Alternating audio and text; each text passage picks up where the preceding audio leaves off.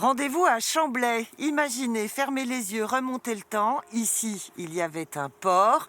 Ici, il y avait une rivière, la Loue. Et ici, on faisait du flottage des bois. C'était il y a un petit peu longtemps, au 19e.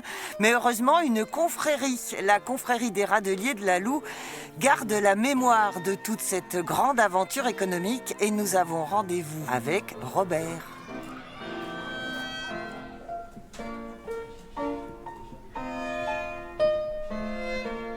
Robert, merci de nous avoir invités dans ce repère des Radeliers. Un Radelier Quesaco. Un radelier, c'est l'homme, la personne qui préparait, qui assemblait les bois, les grumes, et qui construisait donc son radeau, et après le dirigeait sur les rivières.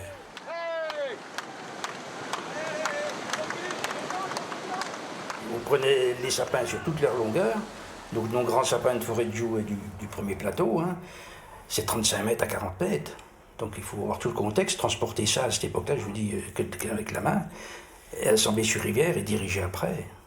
Donc un radeau faisait 35-37 mètres et 8 mètres de large. Et puis la rivière conditionnait bien sûr la dimension des radeaux, hein. Que ce soit ici ou dans d'autres pays, c'est les rivières qui conditionnent les dimensions des radeaux. Parce que le flottage des bois à Chamblay, c'était quand même énorme, au 19e. Au 19e siècle, oui. La partie 19e est très importante, hein. 1850-48, il y avait 1737 habitants ici à Chamblay. Donc on imagine les commerces, tout ce qu'il fallait pour cette population. Cette histoire des Radeliers, elle est maintenant consignée dans un livre. Et je l'ai alliée et jumelée avec l'activité d'un village du 19e siècle. Et en l'occurrence Chamblay. Chamblay, bien sûr. D'accord. Donc tout ce qui gravitait en même temps que le flottage. Donc des illustrations signées aussi d'une habitante de Chamblay, Elisabeth, qui habite quand même juste en face, la vie est bien faite. Et donc, on va aller la voir, nous.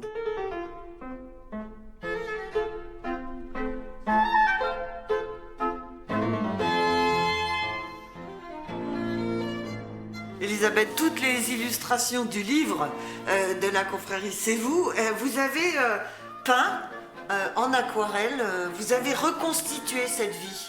Il s'agissait de raconter des gestes précis, de raconter des gens du mieux qu'on pouvait, de traduire une vie, puisque ce sont des gens qui travaillent, ce sont des gens qui se détendent, des gens qui...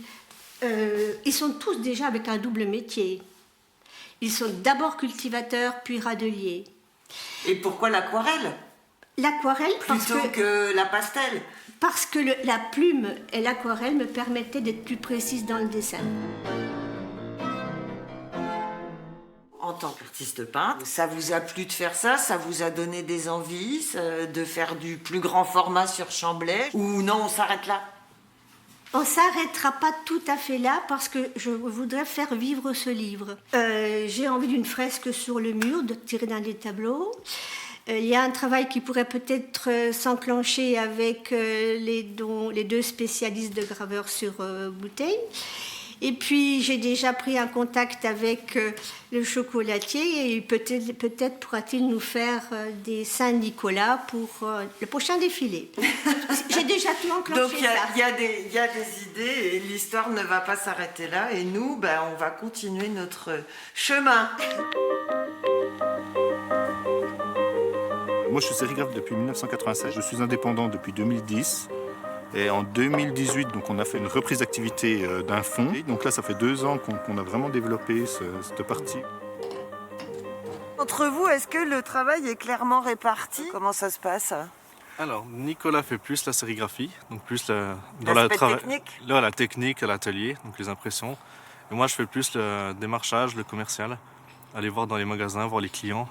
Alors j'ai vu là, par exemple, il y a René qui a fait ses 70 ans, qui bim, Voilà. il se fait sa propre étiquette. Voilà. Alors là, c'est la femme de René qui nous a appris. Ah, elle lui a fait un beau cadeau. Voilà. D'accord. Et tout est permis. On peut tout faire. Beaucoup de choses. Donc on peut voilà, il y a vraiment ce genre de choses là où on est un petit peu basique. On peut faire aussi en noir et blanc pour les budgets un peu plus, on va dire, un peu plus serrés. Après, il y a d'autres effets où on a des paillettes, on a des choses comme ça. Alors là, c'est. Ah là, c'est. Oui, là, c'est. Là, c'est le top du top. Là, hein. ça, on a de la demande là-dessus. Et pourquoi Chamblay ? Alors Chamblay, parce qu'on est, on est très proche d'Arbois, Chamblay. Ah, malin. Voilà pourquoi Chamblay. D'accord, ok. Et après, il y a une petite dynamique aussi assez artistique à Chamblay. On a vu. Oui, oui, oui.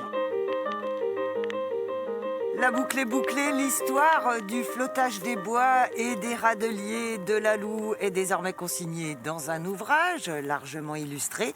Peut-être que bientôt Nicolas et Dimitri feront une bouteille toute spéciale pour la confrérie. Et nous, on vous dit que rendez-vous à Chamblay, c'est terminé. Salut!